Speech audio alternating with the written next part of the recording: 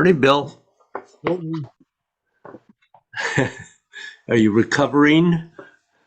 Yeah. Recovering, it was 75 to 80 all 5 days and sunny. So Oh, it's a shock getting back here. well, I can't feel too sorry for you then. No. Well, that's nice. Yeah, it was as intended, just a quick getaway, sort of psychological trip. Good. You need those now and then. Yep. Um, the class with Jeff was very good. We did some really good detail work on the end of what we've Oh, okay. been working on. So Okay. I did download it, but I haven't looked at it yet. yeah, So, so I that's why I said specifically if you have questions after you look at this, okay. you're very welcome to get in touch with me because we I think we clarified things a lot um, from single whip through to where we are. Okay. Good. Yeah, so it was good that way.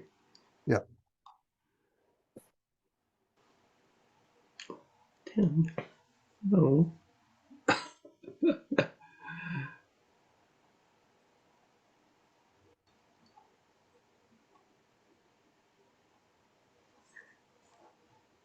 We're minus people this morning. So far, Adam won't be here. He just Uh, texted me that he couldn't make it. So yeah. Work again, I suppose. yeah, he's found work getting in the way a lot recently, I think. Yeah. Yeah. They've been having a lot of trouble with illness in the staff, Yeah. so Yeah. Yeah. that makes it hard. Yeah. That's too bad. Yeah, At least he got through whatever he was dealing with. So, yeah.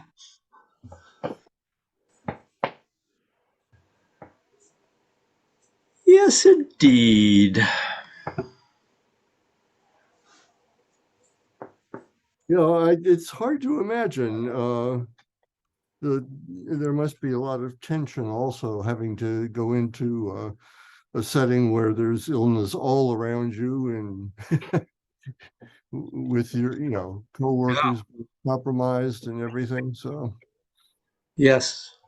Uh, uh, and also, with the changes there have been recently, and he's the only assistant manager now instead of there being two of them. So yeah, that puts more pressure on him. yeah. Good morning, Mr. Bynum. Good morning, David. Hi, Morning, Bill. Bill.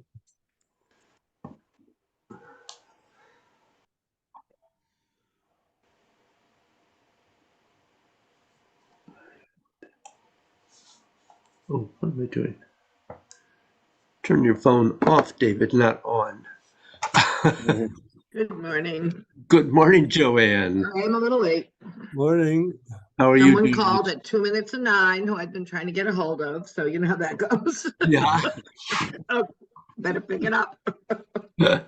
Anyway. Your plate seems awfully full, Joanne. Well, it is a particularly busy season. A lot of things are happening. A lot of them we're trying to hire in two organizations I'm part of, so it's like, oh my God. Yeah. Anyway, yes, I spent half an hour just trying to figure out how I was going to get the day done today, but yeah, okay. I promised myself I'm not saying yes to anything else until like July. Oh, sure. All right. I can't. We'll hold you to it. Good, thank you. You'll be my support group, right? I'll come on Wednesdays and say, That's right. please stop me. Yeah, that'd be good. I'm rooting for peace to break out and put you out of business. That would be lovely. Then I would be a garlic farmer, Bill. That's kind of Tai Chi and garlic. I'd be a very happy person. I'll make a lot of pesto, the important things in life. Listen, I'd be a good customer too. Unfortunately, Good Bill, garlic. that's probably when was the last time peace broke out? A couple 100,000 years ago? Well, it's just, yeah. I remember Yeah. because the group I work with is called the War Resisters League. Yeah. I remember people would say, well, what war are you opposing? And it's like, all of them. That's The United silly. States is involved in almost all of them. Yeah. Anyway, yeah. Too yeah. much. Too much, yeah. Anyway, so Tai Chi, but the person I just Yeah. talked to is very active with War Resisters League and War Resisters International. I told him I had to go because I had this class. He said, oh, good, you get to slow down. And he said, I don't know how to do that. He really has an on and an off switch and nothing much in between. Oh dear. Yeah, that's not good, yeah. No. We worry about him sometimes. We have to chase him when he's on his off switch when we need something. Yeah. Well, unfortunately, Adam had to work today, so he's See, he's busy too these days, isn't he? yeah. Okay. Well, I am recording. Yes, I saw that. I have my phone set to an alarm that says record that goes on right before 9 o'clock every Wednesday morning. So if Thank you're you. not, I it reminds me that you are. I appreciate that, Joanne. Good.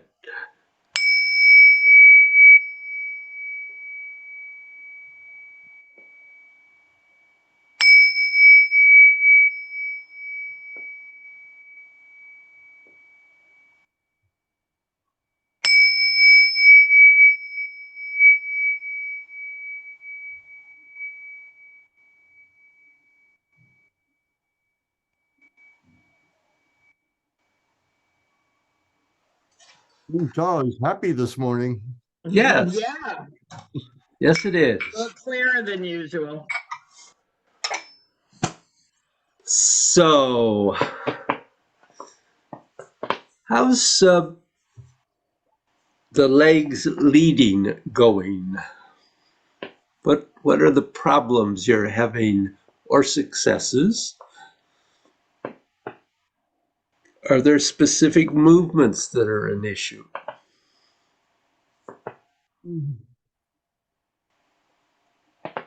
Well, Go ahead. go ahead, Joanne. Yeah.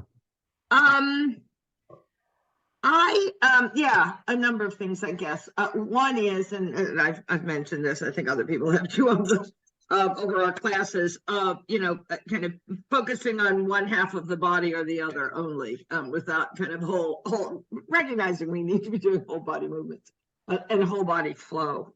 So I find that the legs leading is really, for me, as I think I've said before in the last couple of classes, I mean, I find this has clicked for me, and the legs leading really does help with that kind of feeling the chi through the whole body, because it's too easy for me to only do the top half, particularly with everything seems to end at my dantian sometimes, and that's I know that's wrong.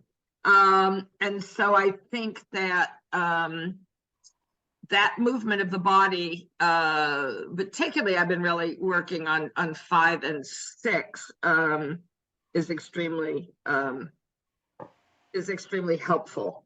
I think my question this week, in terms of doing, I noticed it in 6. I for some reason didn't go back and think about it in 5. Were kind of the position. You talked about the role of the hands, but the position of the hands, particularly as they come up to the crown and then come back down, and kind of that role of moving the energy. Where the thumb, the lead, where we are leading with the thumbs, where we're leading with the the baby fingers where we're kind of, all of that kind of came in. So those, like, I've been focusing more on the little pieces rather than some of the big Yeah. ones, because I feel like I've got the big ones. And in 5 and 6, where you're condensing it, it becomes even a little more difficult because of that, because the movement is reduced, Right. except for the shoulders. And I had a whole discussion with the other class that's doing gods, who are about a year ahead of you or so, about how when we condense in 5 and 6, that the bending and stretching and the twisting and the lengthening, all of the parts get smaller and ideally more powerful, except for the shoulders.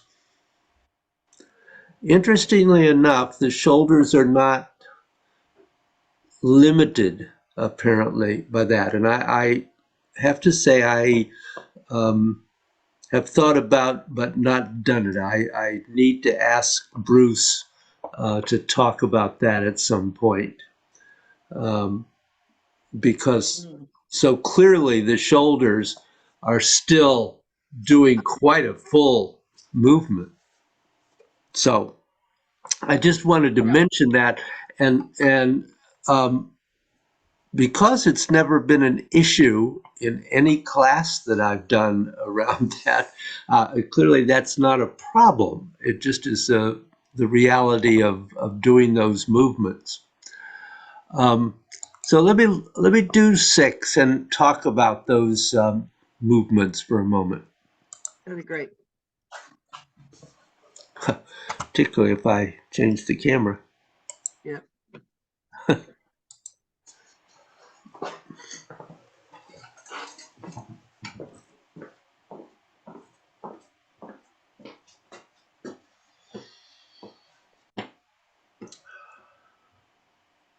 So clearly in 5, the little finger has been leading in and out through that movement.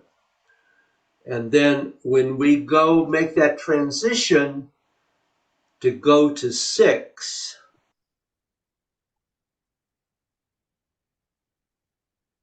we're spreading out and then we're coming up. And this movement, unlike 4, where we go out and we come up and twist down, 6 goes out and comes up, turning the other way. Okay. Yeah. So as you go into 6, that spreads out, and then it begins to turn this way, coming up, so that you're ready to go into that crossing of the wrists. And then out.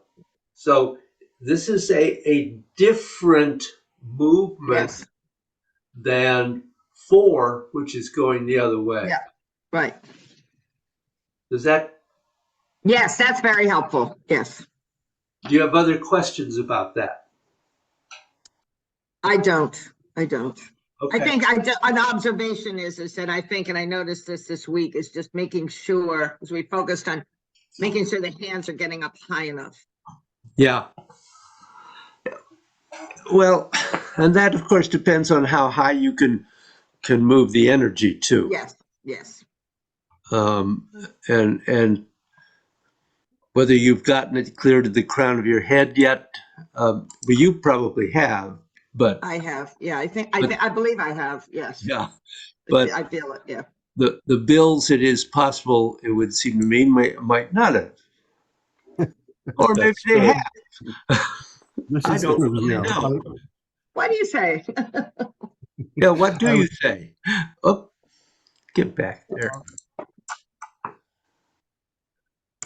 So, Yeah, I'm not at tracking the energy very well yet. It's going back to where Joanne started this morning with whole body movement. When it happens, it feels right. So I think I have a handle on that portion of it. It just doesn't happen all the time. And I find that for me, getting it all working together is hardest in 2 and 3 for some reason or other. When huh. I am relatively upright in 1 and 4, I can get it working together, and 5 and 6 seem to involve my legs more easily. 2 and 3, it just sort of drops by the wayside sometimes. Oops. Where'd that go? Yeah. um, that's interesting. Often I think we find 2 to be one of the easier movements um, to connect through.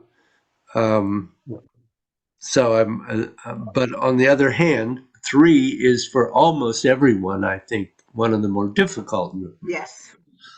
without any question. And It's just that I think I find myself concentrating much more from the dantian up into and forget about the legs. yeah, so I think in 2 that I have a feeling that if you can get your mind to focus on the legs and using the legs, that you find that one connects pretty easily. 3, it's just 3 is a long development. I think is what I would say. Well, I would say it took me somewhere probably between 3 and 4 years before I really felt like I got 3. Yeah. So, For me, that would probably equate out to 30 or 40. oh, I don't think that long. And I'm sure that many people, Next lives. I'm sure many people get it much more quickly than I did. But three's a tough movement. Yeah. And one of the things that really gets in the way is if we overdo it in any way, try to turn too far, sink too much, struggle with the bend in 12. You have to find how can you make all these parts as easy as possible, because you want it to be smooth and you want the energy to move smoothly, which it won't do if you're overdoing any part of it. So one of the things is to make it small and not too big. I think can be a real help. Yeah. In that. And yeah, to really be aware of the fact that as you pass through 12, you do have to have the C curve, but it's not as much of a C curve as you probably have at 6. And so you're not wrong because you have less of a C curve. You have what's appropriate for you in that position. Mm-hmm. So I don't know if that helps or not, but reducing keeping it simple is friendly advice for me.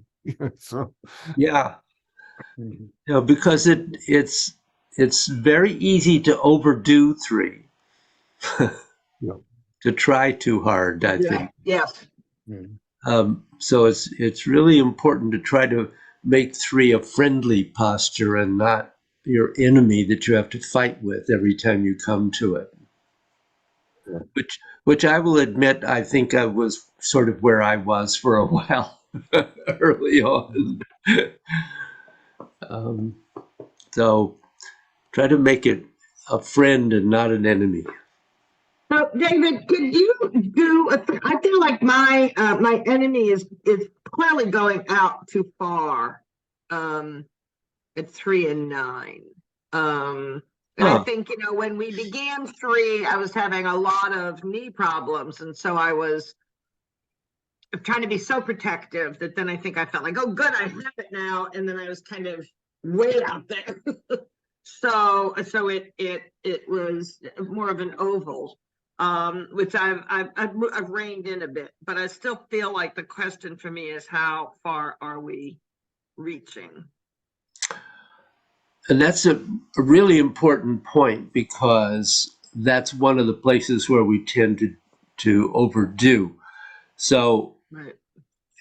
you're moving fully onto the foot on that side, Uh-huh. but it has to be centered and rooted Mm-hmm. and Yeah. not falling off in that direction. So if you feel any tendency that you've gone too far there, Mm-hmm. definitely rein it in. I mean, I'd be glad to do 3. It's interesting. I went back and looked at some videos of different people doing 3, and I see more variation than I remembered previously, but that's was kind of interesting to me.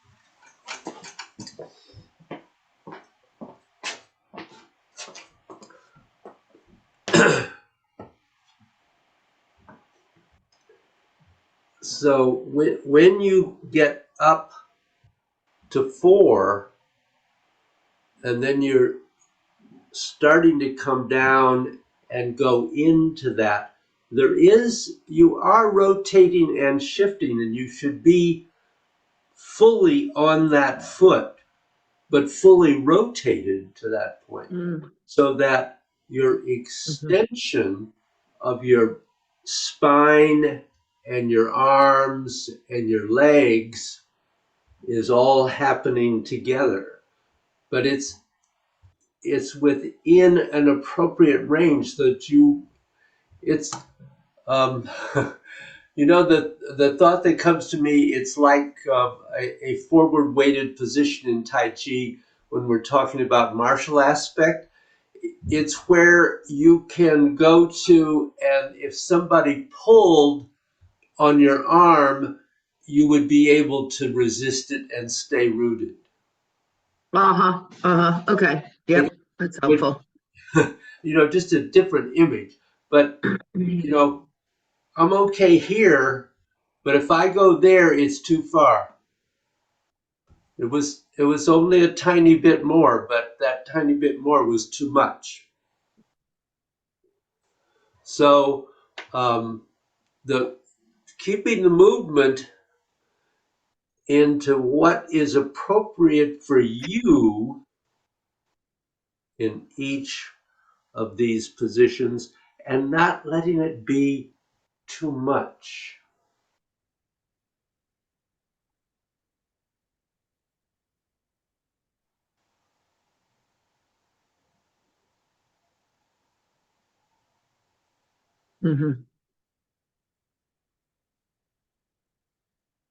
Now it is some people do this with more movement of the arms in terms of going down and up, and so that in effect, the hands make a bigger circle, but it comes as a result of the bending, and Mhm. because you're actually moving through any larger circle. So while I learned it the way I'm doing it and teaching you, you can have a little more freedom there if that helps you. Mhm. I think the biggest thing there is, I think early on, you talked about be sure you extend to 3 and 6. And it tends to translate into a lean, which isn't there at all. Right. Yeah. Right. Yeah. Yeah, it's a straightening of the spine, not a leaning forward. Right. And that's an important distinction that you really need to have and hold on to. Yeah. Yeah. I mean, it's just with the rotation and it just leads to all kinds of sort of seeming contradictions and yeah, but like you're not rotating your foot, but you're not going too far, Yeah. you're Well, I don't know about you guys, but I don't have the flexibility in my quad that I used to have, 20 years ago. So I don't rotate as far. Hopefully we can get to at least about 45 degrees, but you don't have to get clear to the side, which Bruce and some other people are capable of doing. Most of us at this age are not capable of doing that, although Right. you may be. If you can, without it being a strain, great, but don't overdo. Does that help you any, Bill? Yes, it does. And watching you demonstrate was a big help too. So thank you. Yeah. Sure. yeah, it is having it be smaller and you aren't shifting your center of gravity that much. No. Uh, I mean, which- it's moving from side to side, but Yeah. it's not a big movement. No. Right. Anything? Well, yeah. Oh, go ahead. No, I was just going to say, I think that, just the way we learn that when we're first learning things, we're so focused on just kind of like getting it, kind of understanding it. And then as we move through these classes and we have a better sense of condensing and a better sense of all of the flow, then going back over it, there's different things that we're able to grasp. Sure. Absolutely. Yeah. And it Well, takes, what I was when I said what I just said, I was thinking, well, I've seen David do it how many times? A lot. But this morning it was I was seeing different things. So Right. Yeah. Yeah. good.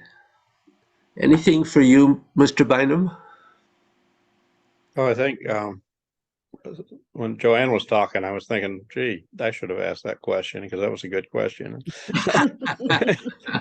That's why we ask questions. Well, what I do is when I practice during the week, I jot questions down Yes. because I won't remember them this morning. Yes. If I don't, there's literally a sticky note on last week's notes that has that question. Well, that's cool. Thank So, you, Joanne. I've been saying this for years, and almost nobody does it. Oh, to take notes during yeah, I've been saying it a lot. Yeah, no, yeah. Yeah, and then I also jotted down a few things that I don't need to ask questions of, but were just kind of more of those aha moments. Like I have the word pool balls down here. Right. Because I have this bad habit of only thinking of the energy where my hands are.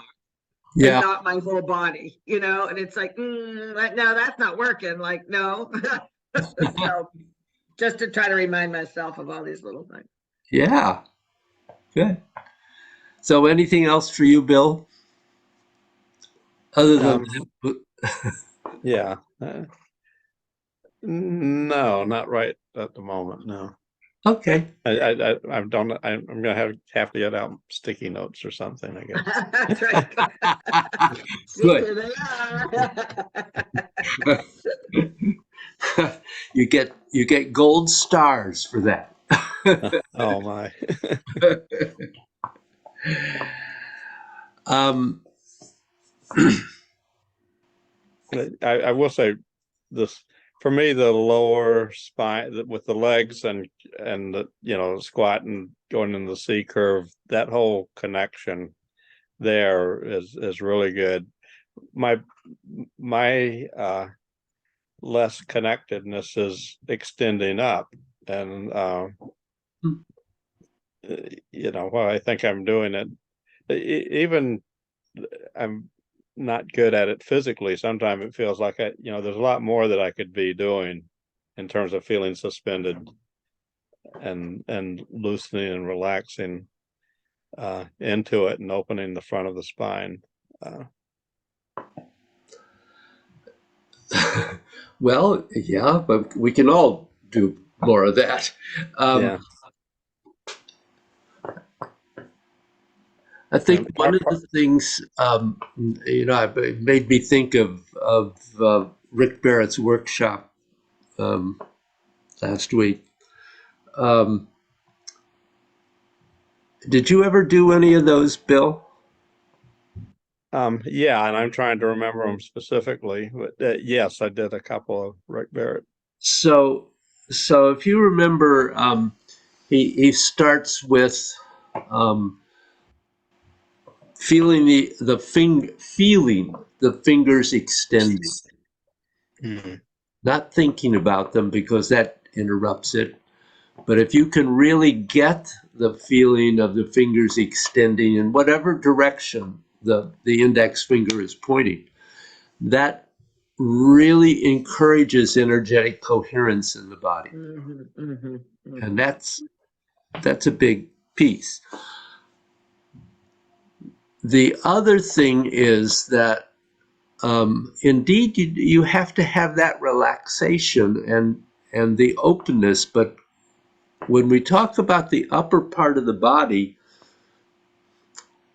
there are the two ends of it.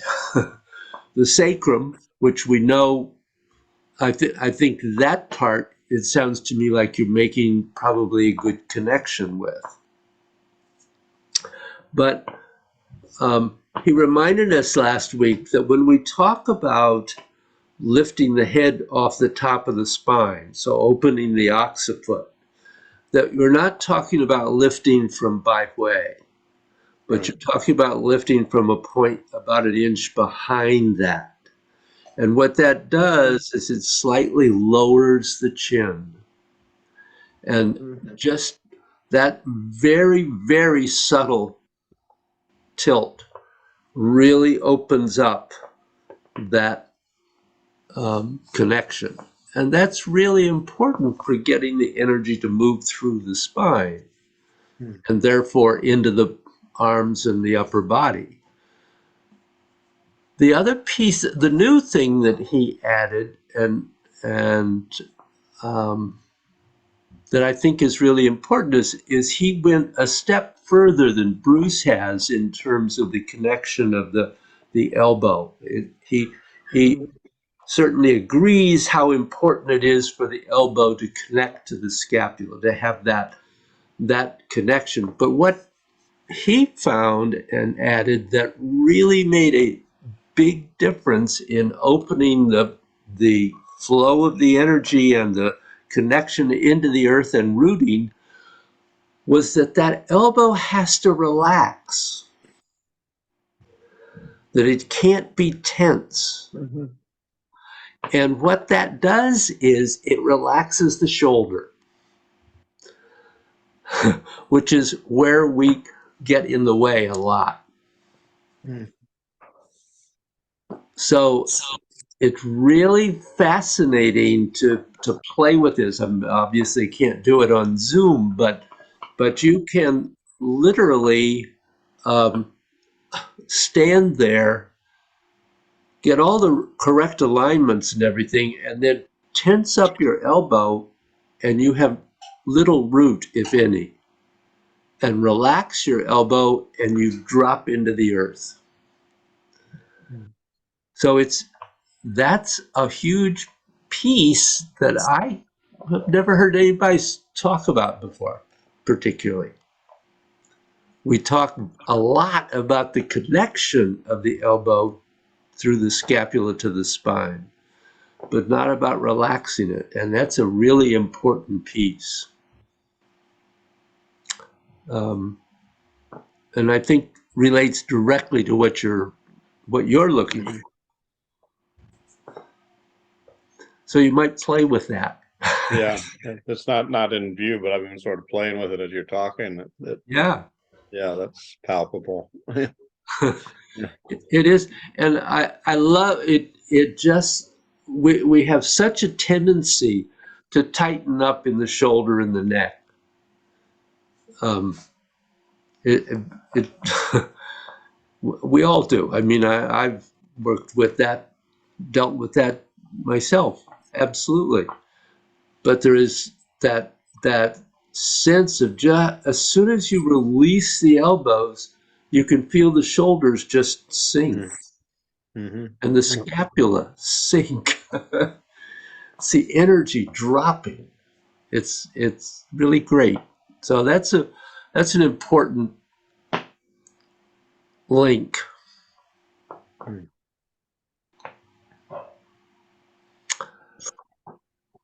So where are we in time here? Sorry, there we go. I'm going to actually do a little talk here that is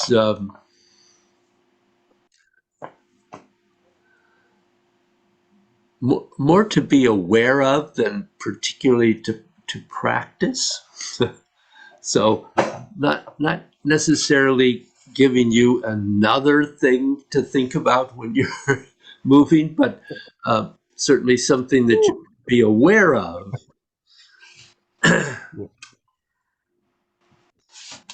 So when you're doing gods, there are two fundamental feelings that really do something. When you do Tai Chi or Bagua or meditation, those feelings are also present. One is that it's like you're not there, that you're very, very, very light. And the other one is very heavy, and you know you are doing it. So one is heavy and one is light. And from this point of view, the extreme heaviness is yin and the extreme light is yang. But in one sense, the whole yin-yang thing breaks down because there are qualities of yang that,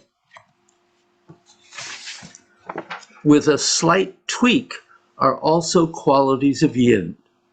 And for instance, when things are being condensed, that's a yang quality. But there is another yang quality, which is things being infinitely dispersed. And this is the yin, and there is the yin quality of very dense, and then there is the yin quality of solidity. So whatever they are, whatever, where they are, infinitely dispersed. So in Chinese thought, it all depends exactly, very specifically, on where are you looking at it from.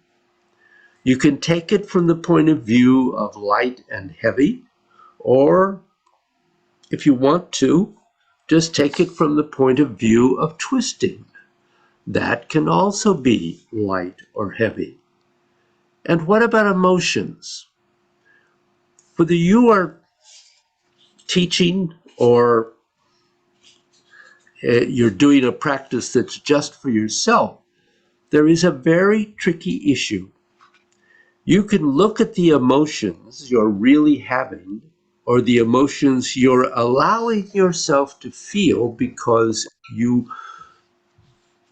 made some sort of a decision. There are good ones, and there are ones that aren't.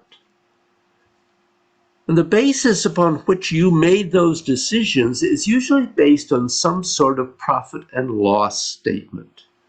If I have emotions that are like this, well, it makes my life messed up. Or if I project emotions in this way, it has an effect on other people. And then based on that effect, you take things away. So those really aren't your emotions. All those are just the emotions you're manifesting at the time.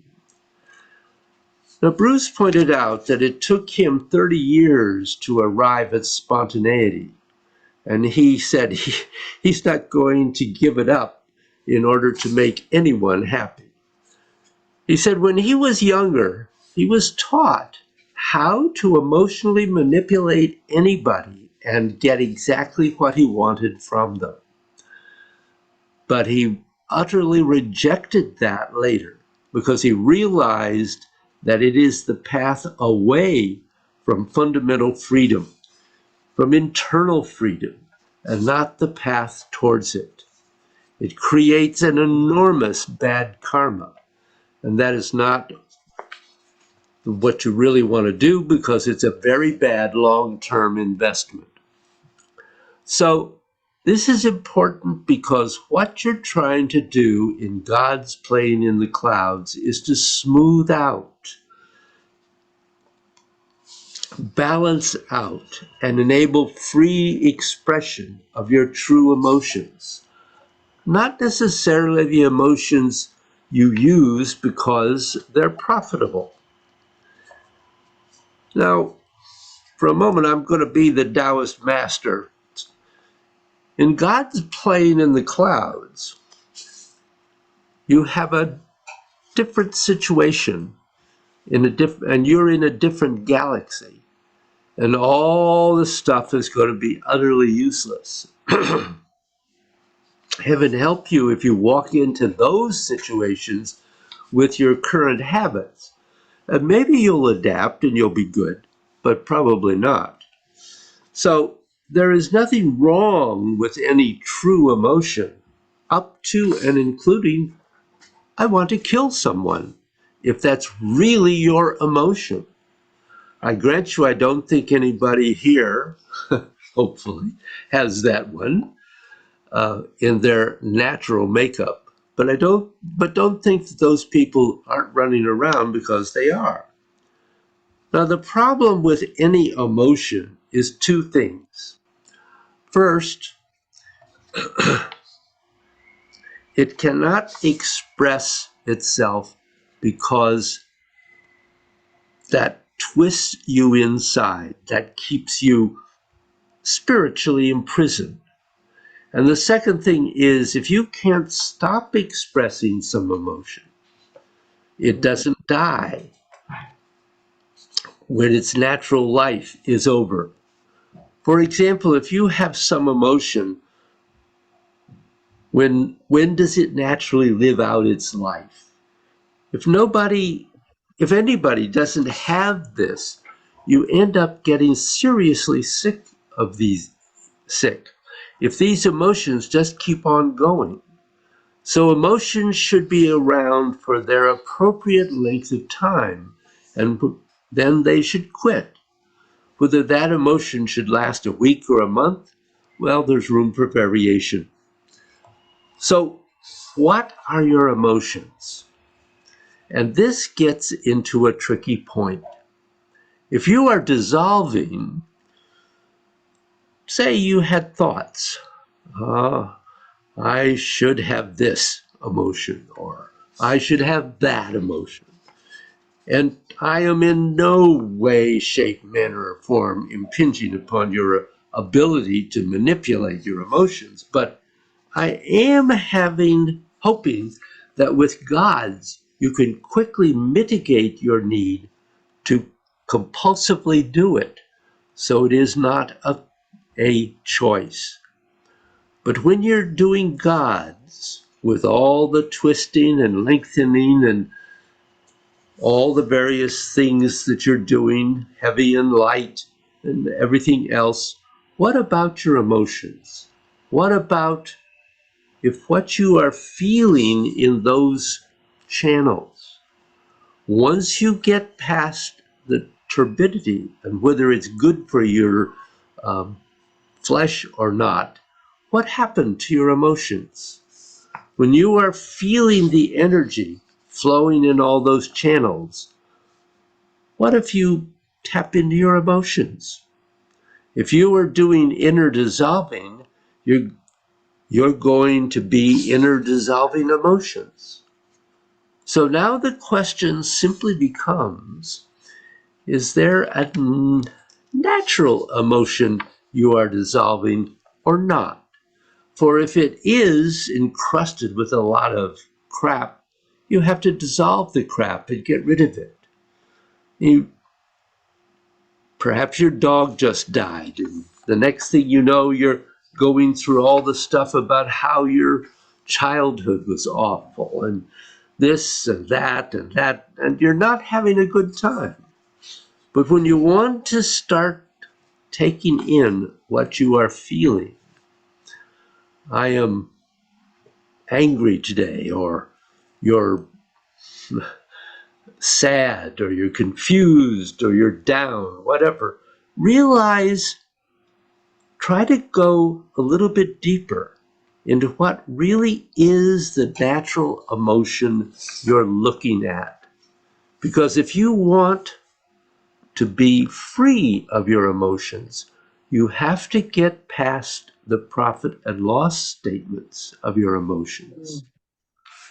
And as long as you operate from the basis of the profit and loss statements of your emotions, you will never arrive at what is natural for you. And as long as you do not arrive at what is truly natural for you, you will not spontaneously be able to know things that otherwise cannot be known. Bruce talked about this because he had many discussions with Master Liu about it, even after he'd arrived at the body of individuality in his meditation. Master Liu made him look and look and look at whether his emotions were really his emotions. So we might want to do this too.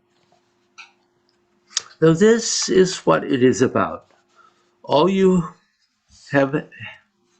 of you have had whatever situations you've had in life, but nobody knows what the next situations are going to be. You're not going to know whether it's going to be terror or horror or wonderfulness. You can't have any idea. And we all think, based on what has happened before, that it's going to continue being that way. And the fact is, we don't really know. We can be right 95% of the time, but then you have no idea whatsoever when that other 5% is going to show up. But if you can really release and resolve and truly start arriving at what the Taoists call your real emotions, you just arrive at what you are, and you work it out. So this is God's plane in the clouds, and this is heaviness and lightness. The heaviness might start taking you to what's really inside you, but the lightness is where you're probably going to get the courage to live from it as opposed to thinking about it. It is a big thing living from real emotions and not just thinking about them. The two must not be confused.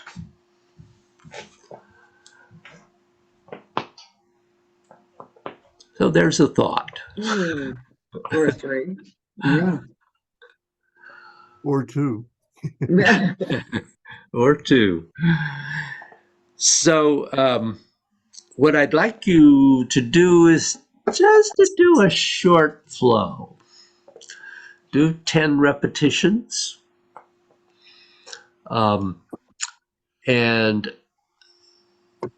be aware of trying to allow the legs to be the leader, but also perhaps open to what sense of your emotions and their heaviness and lightness you may feel as you do it. Okay?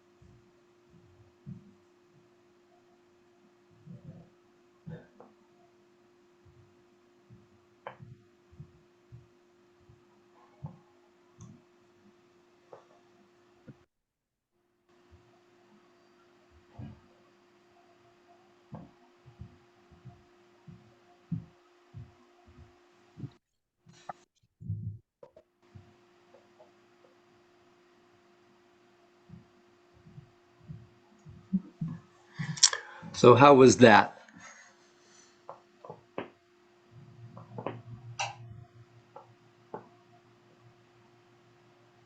Felt pretty good, generally speaking. Yeah. And so were you aware of emotions coming up at all? No, well, I guess if there was one main one, it was pleasure every time I felt that I was doing something well. So Uh-huh. Okay. Do you think that was a real emotion? yes, Okay.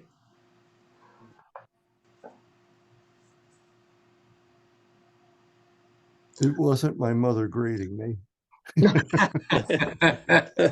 Oh, good. as you say, crap.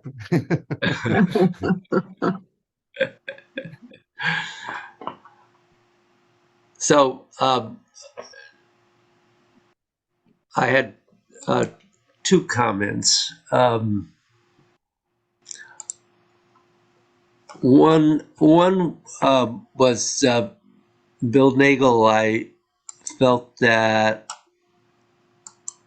part of the problem with 2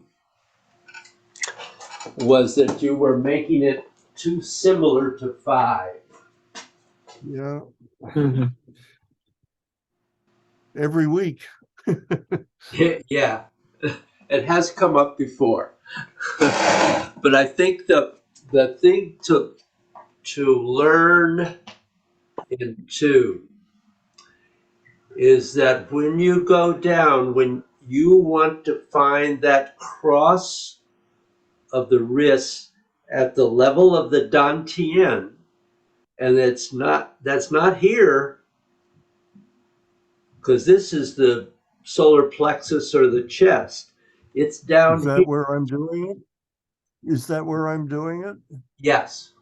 So what you're Okay. doing is you're twisting in and coming up, which is like 5. It's not fully 5, but it's like 5. And Mhm. you're continuing to twist in as you start to open, and then you twist out. So you're twisting and bending to that connection here, and the twist out Yeah. of the arms begins immediately Oh, and continues all the way to here. So okay. it's a tricky movement because your bending in is only going this far, and your extending out is going all the way to here. So it's not exactly half and half. Okay. Mhm. Okay. Okay. And then for both bills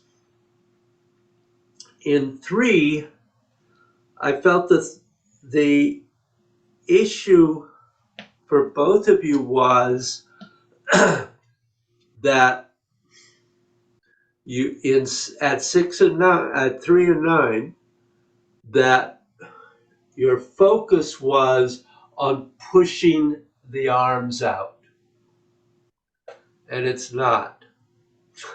Mhm. It is straightening the back, but it also is moving the scapula away from the spine, opening. It's not pushing out. It's not this direction, it's this direction. And it's not a big Okay. move. I mean, as Yeah. we talked earlier, that the 3, you need to keep it subtle so that it's not, you don't overdo. But Yeah.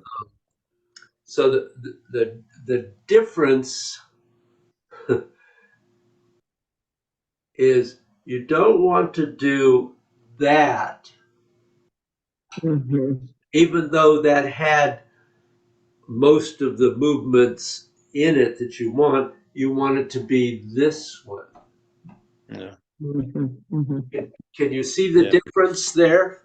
Yeah, I can. Yeah. For me, this experience of doing it, and I did the same thing when I first got up, and I wasn't thinking as much and felt a lot better. But I was thinking too much, and I was thinking about leading with the energy and the fingers and everything for 3 in particular. And I just felt through this whole thing, my mind was zipping from one thing to another, and then it was one of the least pleasant repetitions of this for me Oh.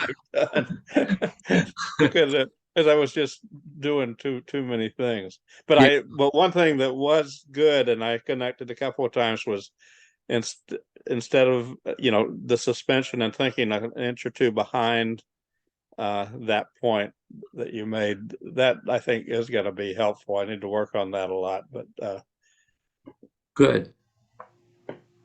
Good. Yeah. so if In my, discombobulated is an emotion, that's what I had.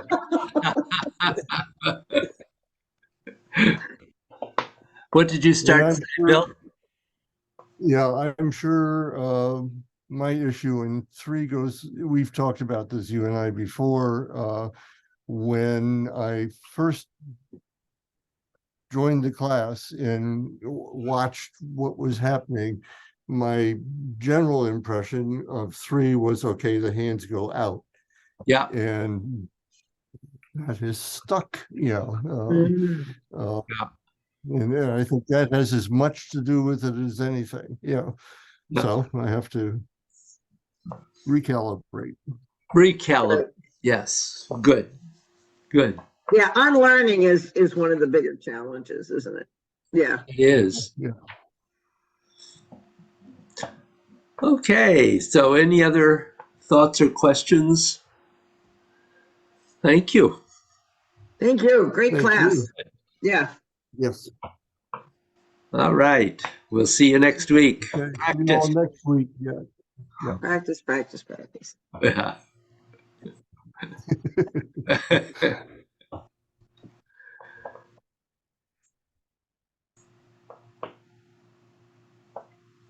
Well, David, I have a check that I wrote for you about 4 days ago that keeps popping up every so often at the top of my pile. I'm like, oh, David, money. This is a week, or last week is a week. Where are we? Yeah, this is 2 or 3. I don't know. We're into the session. Okay. Yes. All right, so I do that. I will get the results of my week. I didn't do much in terms of the form. I tried, and then I was like, phone rang, whatever.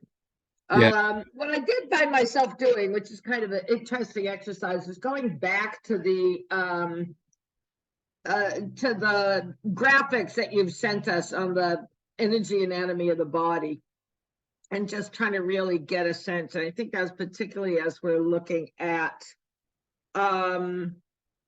transitions at the crown of the head and moving from side channels to central channels and the like. So that's kind of another piece of where I was last week. That was very helpful to because I'm such a images, and I'm such a visual person, that looking at that kind of helps embody it in some way.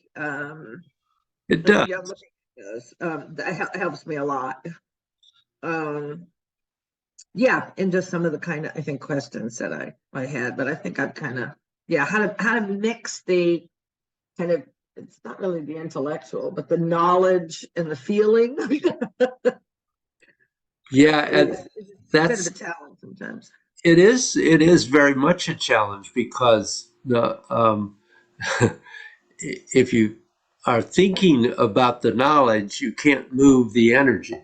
Exactly. So I need to kind of get it in there, and then just like, okay, it's there. I don't have to think about it anymore. It's like driving, my granddaughter is 16 and she's like, I don't think I want to drive. There's so much to think about. And it's like, Yeah, there is, and there's things you're having to be very aware of, but a whole lot of things that's so patterned into you from driving your whole life that you never think about it, but you're doing it constantly. Oh, yeah, exactly. Yeah. No, that's always a good example because those of us who drive, if you don't drive, of course, you don't have it. But Right. if you drive, we're doing several things at once, and if we're driving well, we're very aware without actually thinking about it of exactly what's going on and where we are. That's right.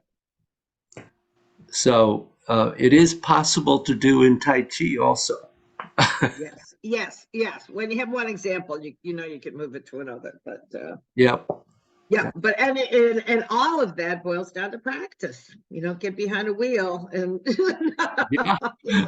without plenty of practice. And then I guess it is kind of like getting back on a bicycle. But I remember when my son came back from Ireland. He was so discombobulated because he had been driving a lot in the year that he lived there, but driving on the other side of the street. Yeah. And so suddenly he was like, oh my God, What are these people doing?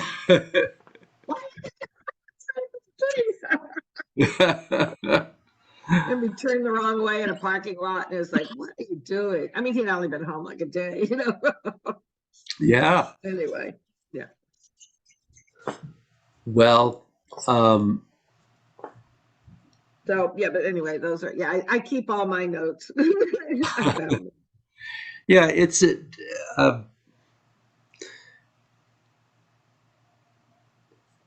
interesting. I think when you begin to work on feeling the energy moving, I think that one of the easiest ways to go back to it is to focus on opening and closing,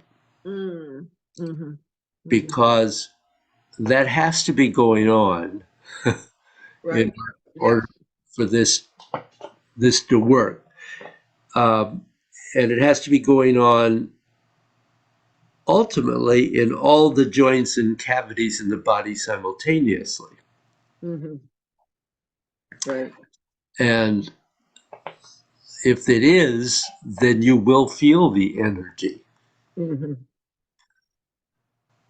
So one of the things is to really be aware that you are opening and closing all of particularly the cavities, which then can open and close the joints.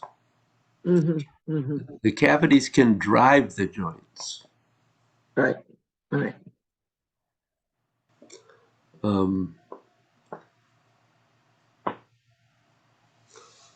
I don't know that I have any other words of wisdom for the day. words of wisdom today. There's been a lot of words of wisdom today, so I think that it's a full class. It's good. I think that was an interesting combination of like a half an hour of questions, and then you're kind of reading, and then us practicing. So and now this. So yeah, and it all goes together. It all goes together. It's not siloed in any way, shape, or form. No. The word, yeah, as they say, siloed. Well, I hope that the things you're working on smooth out for you. Well, I agreed to do a talk tonight, Rick and I did, and it's those things where I was like, should I, shouldn't I? But it's a community I've been part of for a while, and they're looking at doing this 25-year kind of retrospect on the peace work they've been doing. And Rick and I are really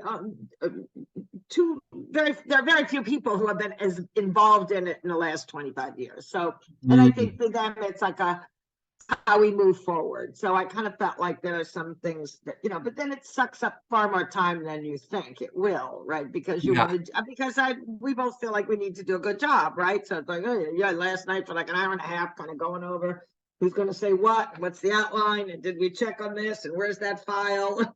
Well, that'll be done tonight. There's another meeting tomorrow. That'll be done. Yeah, it will be, we're hiring a project coordinator for War Resisters League. So anyway, yeah, all of that. Oh, good.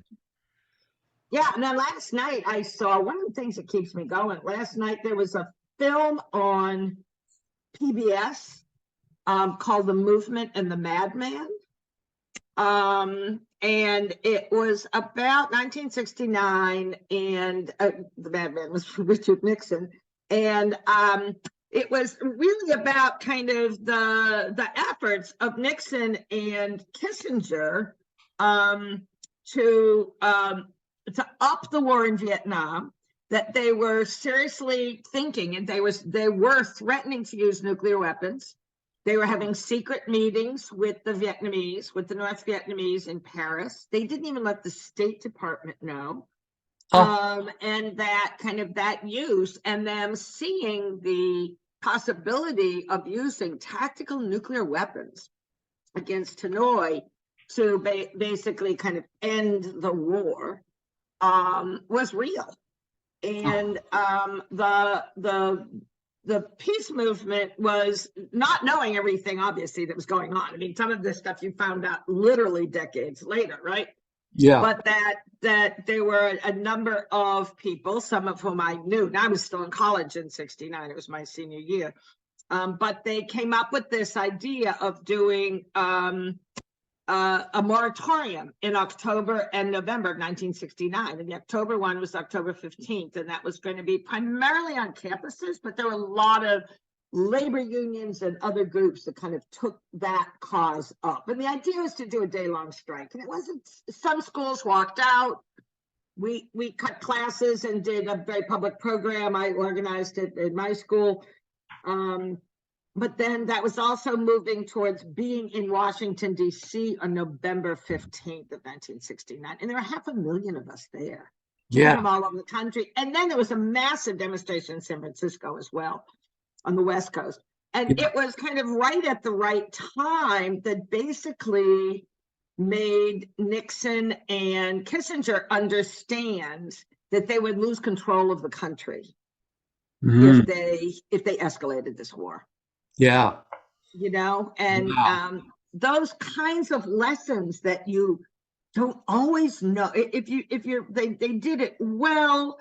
They really organized. I was a National Student Association. I was kind of the senior rep for that on campus. So I actually went to a meeting in August in El Paso, I think. I'm trying to remember this. Which is where I heard about it. One of the key organizers was there, you know, and to me, that was kind of like, okay, this is what I'm going to learn as much as I can. And then went back and kind of, you know, the energy was kind of building up, and there were other adult groups around. There was an Episcopal seminary in Louisville that we worked with and the like. So it's interesting to be doing all this work and then kind of sometimes going, what are we doing this for? There's all these wars, there's Ukraine, this is terrible. Again, threats of nuclear weapons. And then remember, those efforts made a difference. Yeah. You know, Absolutely. and it also supported a lot of people in their own resistance to not going to war. And that's also really important. And it was led by the vets who had come back and said no. Yeah. You know, so there was not that division of, well, you're a baby killer. You know, it was like, no, we're all working on this together here, you know. That's fantastic. It's a great, yeah. So if you, I don't have this yet. I need to get it, but I think that WGBH, if you give any money to public television, it's CPTV as well, public television or public radio, you have access to their archives. I think it's called Passport. So I think it'll be up there for a long time. Yeah, we have Passport. So I think you can see the film through that then. Yeah, Madman and the Bomb, was that? The Madman, no, The Movement and the Madman, and it was on at 9:00 last night. So maybe it's called American Experience. I'm trying to think of what the name of the show itself was. It Yeah. was on one of the shows. I think it's American Experience. Yeah, and some of the people I know were I know the executive producer and the co-producer. But at one point when they're showing all of what got me thinking about telling you this, besides that it just kind of keeps you going sometimes, is that at one point when they were showing people getting off the buses, right? Because we took buses from all over. One of the women has one of those WRL Practice Nonviolence tags attached to the front of her shirt. And you can see, you know those tags that you have? Yeah. The yellow tags? She has one on there, you can see it. And I'm like, wait, that's the tag, right? And we like go, there it was, the WRL tag right there. Then Yeah. we broke it right until I saw the whole thing, but anyway, yeah, I think you and Jane would appreciate it. I mean, it's very frightening at first, but then it kind of like, hey, we stopped this. So, Yeah. and it's good. It's good that a lot of folks who kind of went through that are doing this good filmmaking, and that there's the financial support to do this. Yeah, Now, absolutely. these are not like professional filmmakers. These are professional, these are like activists who said, we need to get this down. We need to record this. We need to learn these lessons, you know, Absolutely. and then find the money. And then once PBS picks it up, then it really gets a showing that it doesn't otherwise. So Yeah, absolutely. definitely a big, And that's important. It needs to be seen.